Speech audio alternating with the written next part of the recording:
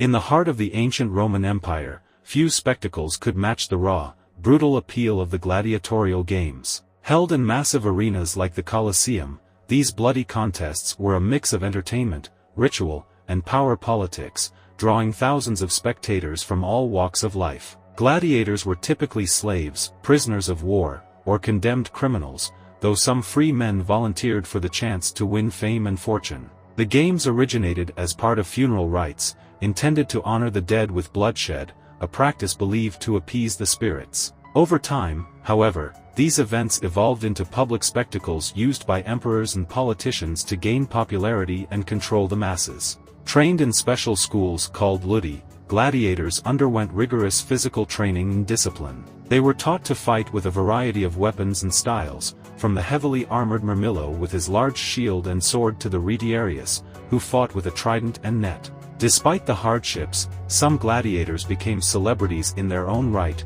admired for their skill and bravery. The life of a gladiator was fraught with danger, but not every match ended in death. The audience often had the power to decide a fighter's fate with a gesture, thumbs up or down, though in reality, it was usually the sponsor of the games who made the final decision.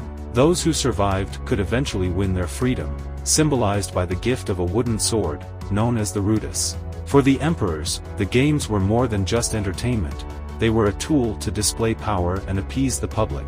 Lavish games were hosted to celebrate military victories, mark important events, or simply distract the populace from societal issues. The spectacle of blood and death served as a reminder of the empire's might and the consequences of defying it. The games were meticulously staged events, combining brutal combat with theatrical flair.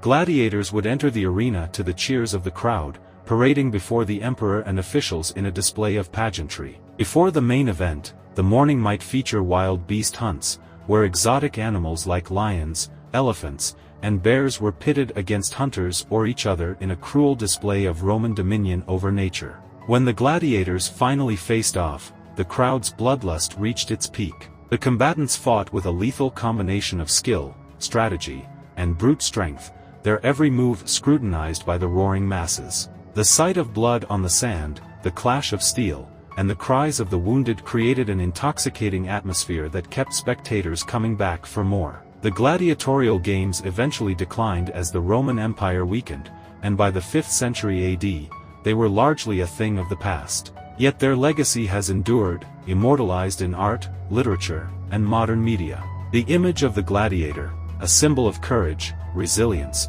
and the darker side of human nature, continues to captivate audiences today, a testament to the enduring power of blood, sand, and spectacle in the annals of history. The Roman gladiators, with their lives of hardship, fleeting glory, and often brutal deaths, remain one of the most enduring symbols of the ancient world's fascination with violence and entertainment. Their stories, though filled with tragedy, also speak to the human spirit's ability to endure and fight against overwhelming odds, even in the face of almost certain doom.